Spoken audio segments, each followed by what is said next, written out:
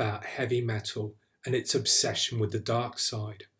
Why the deeper cultural fascination with the early modern period when witches were being revealed, then confessed, and met their grisly ends at the hands of men like England's Matthew Hopkins, the self-appointed witchfinder general? Royalty even got in on the act.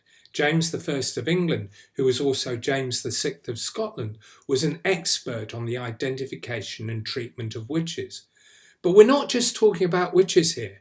There were also mass possessions, witnessed by thousands and sold through exorcism and the execution of the sorcerers who had supposedly cast their spells upon the unfortunate. And what, importantly, does any of this have to do with Minds of Madness?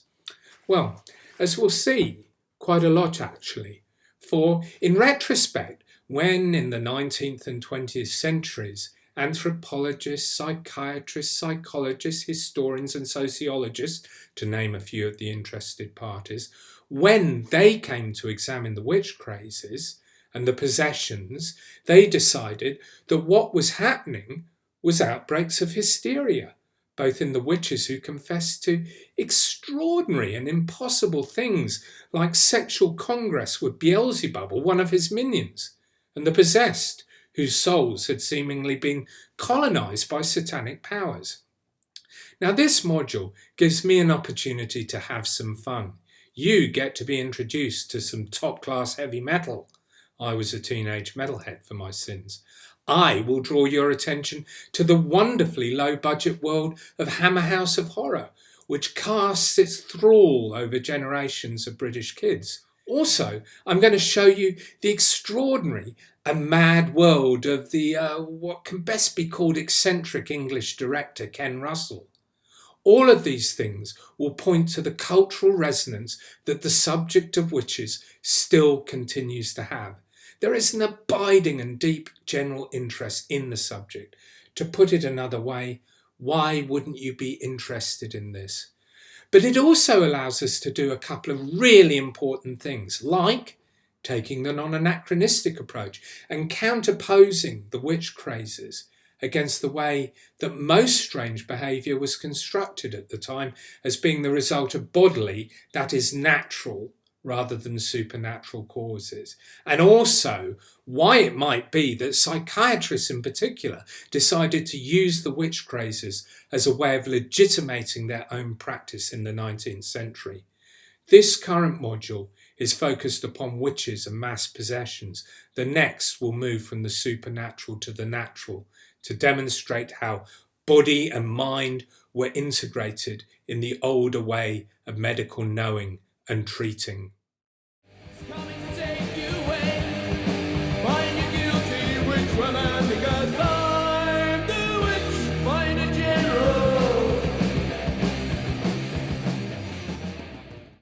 And Wilfrid Bramble. And what line of business might you be in? God's business. Witch finding. Witch finding. Oh, that's nice. That's very nice. And introducing Hilary Dwyer as Sarah. Filmed in authentic detail and photographed with piercing realism against the actual background of peaceful villages and quiet countryside. Never has England looked so beautiful, yet been so violent. I'm your man friend. John Stern, they call me. Man's inhumanity to man portrayed on the screen so vividly that you flinch, so real that you too will fear the Witchfinder General.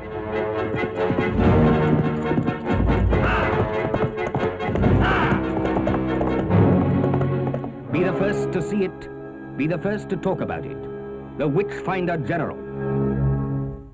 From the late 15th century, right the way through the 16th and into the 17th century, across Europe there was a great witch craze. The witches were being sought out and found absolutely everywhere, serving as the minions of Beelzebub and his hordes. Basically what would happen is that any woman found behaving oddly might be accused and then questioned and then tortured or tested and eventually confess to being a witch. And here we see one of the many punishments that would befall you, being burnt alive. Here, from the early 16th century in Germany, we see a range of punishments that were reserved for for witches and sorcerers. And as I indicated, confession was often extracted under torture by men like Matthew Hopkins, the self-appointed witch-finder general, seeking out witches and their familiars and then ensuring that they're cast into hell, having been burnt at the stake. The Malleus Maleficarum, the Hammer of the Witches, was the textbook that guided individuals like Hopkins. That such a work should be published indicates the cultural power of the idea. And as we can see from this table, right the way across Europe, even into America, thousands of women were burnt at the stake. This, however, was not the only area in which Satan seemed to be hard at work. Witches and sorcerers could use their powers to possess with demons other individuals.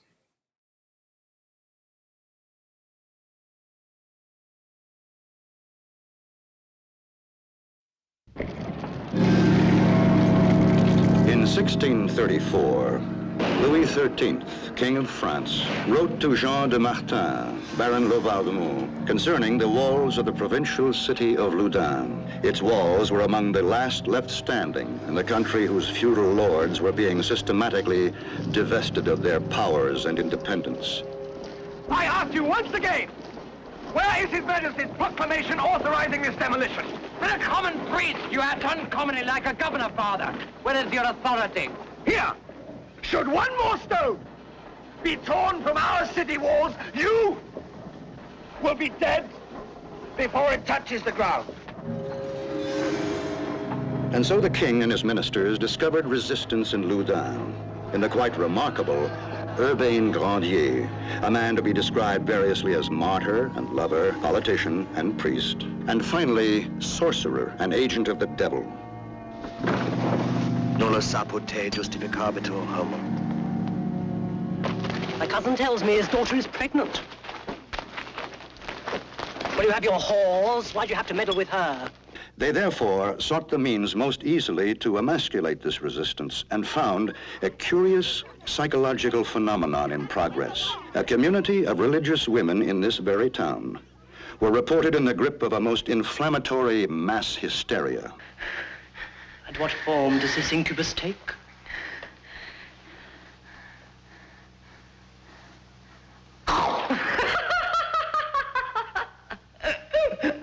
Grandier.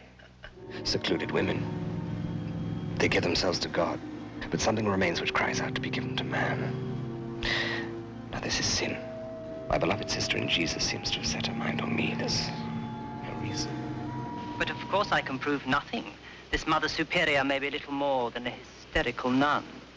But if it is a genuine case of possession by devils, and if Grandier himself was proved to be involved, then yes, I think it bears investigation, gentlemen. This phenomenon has intrigued some of the most renowned scholars and literary men. Contemporary interest resulted in a rich documentation of undoubtable authenticity.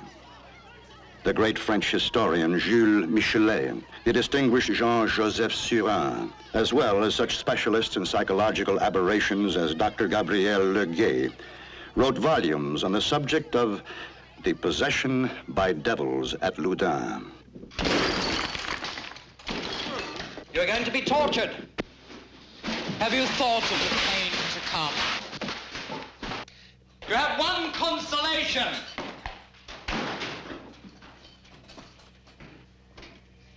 Hell will hold no surprises for you. And now, one of the great artists of the day, filmmaker Ken Russell, who has won international acclaim for the perception and visual sensuality of his women in love, has brought his camera to the subject and reveals a spectacle of unrivaled brilliance and thunderous drama.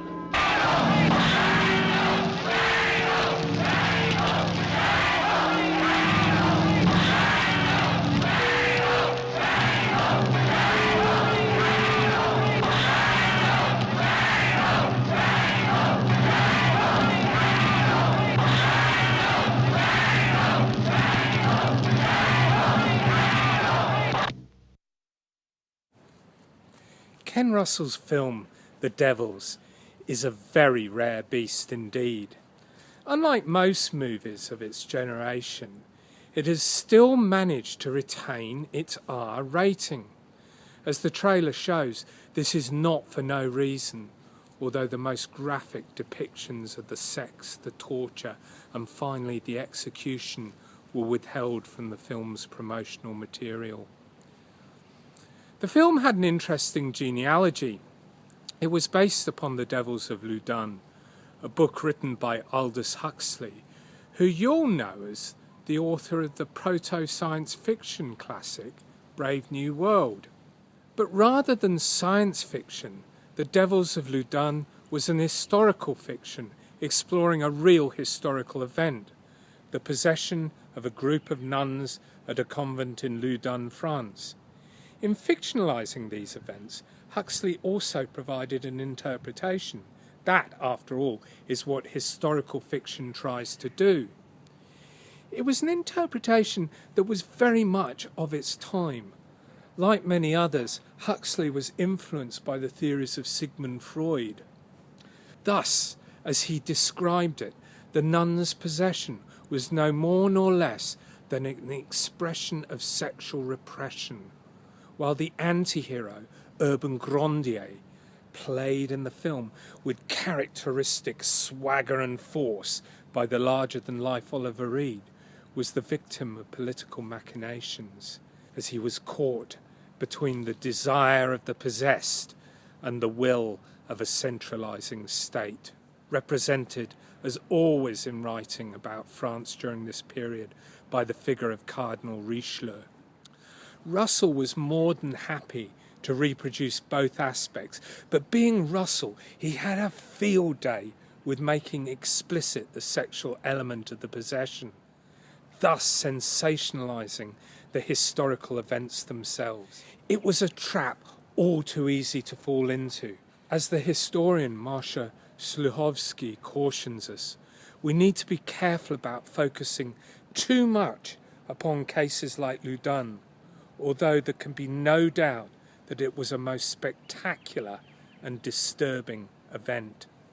Here, I'd like to read out the first paragraph from Moshe Sluhovsky's article, The Devil in the Convent. He says, the mass demonic possession of the Ursuline nuns of Loudun in 1633 to 1640 is among the most famous or infamous episodes in the history of diabolic possession and witchcraft accusations in early modern Europe.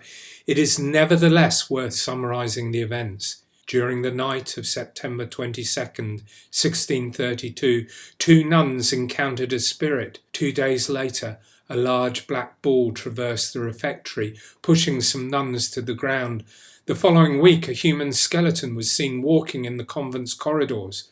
2 more weeks passed before the spirit acquired the clear image of the priest Urbain Grandier, the curé of the Loudunais parish of Saint-Pierre-du-Marché, and a controversial figure in town. In the following weeks, numerous nuns were attacked and possessed by evil spirits. Some sisters heard voices, some were beaten and slapped by invisible entities, while others laughed immodestly and involuntarily, exhibiting supernatural physical strength, screaming, crying, fainting, and suffering from uncontrollable seizures and convulsions. The sisters showed all the traditional marks of diabolic possession. According to well-established Catholic tradition, exorcism rituals were then organised by the local clergy. It was during these ceremonies that the nuns accused Grandier of having signed a pact with Satan and initiated the nuns' possession. The demons, speaking through the sisters' mouths, supported these claims and even supplied the exorcist with a signed copy of the pact between Grandier and the devil, the original of which had been signed with Grandier's own blood and was kept in hell. Grandier had had a long-standing quarrel with the local ecclesiastical hierarchy. Once accused and aware that he was not to get any help from his fellow Loudunais, he tried to mobilise patronage and support in Paris, but he failed there too. Following a series of trials, he was found guilty and executed on August 18, 1634.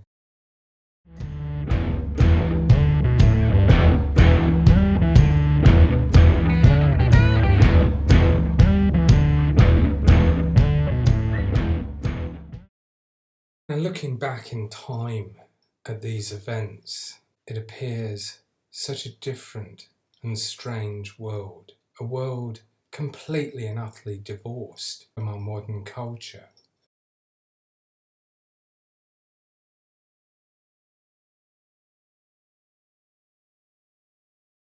When people have been trying to figure out why it was that so many individuals who were accused of witchcraft actually confessed to it, why their strange behaviour led them to being accused in the first place. One of those strands of interpretation is psychiatric, the insistence that actually what was being experienced by many of the witches that were accused, or what was being experienced by the nuns who were possessed in the convent, some form of mass hysteria. The other form of explanation, particularly in regards to possession, was that assuming the role of a possessed individual allowed that individual to express dissent within confined social settings like the convent. In terms of the witches, the identification of the witch, the community saying it looks like that person is a witch because she's put a curse on my pigs and those pigs have died, or that person is a witch and I know that she cursed my husband and he is now impotent. The identification of the witch allowed for the expression of social tensions within the community. And here it is well to remember that the period within which this occurred was the Reformation, when Martin Luther and then his followers challenged the authority of the Catholic Church, and then the Counter-Reformation, when the Catholic Church hit back.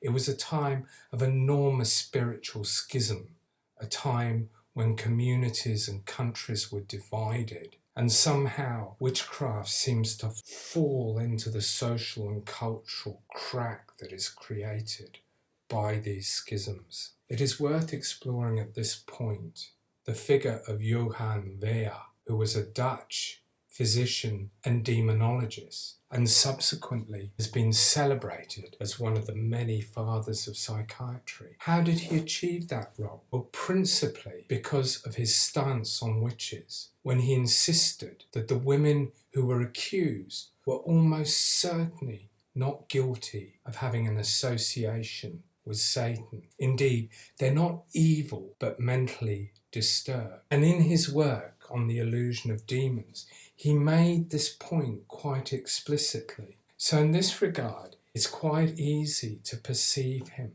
as being a very modern figure who gravitated towards a naturalistic explanation of psychiatric disturbance. However, as John Waller reminds us, he remained very much mired in his times, a demonologist who still believed in the power of the devil, just that the witches that were accused were in no way in league with the devil and his minions, and were not aiming to do ill. At the same time, it's also worth remembering another point made by John Waller.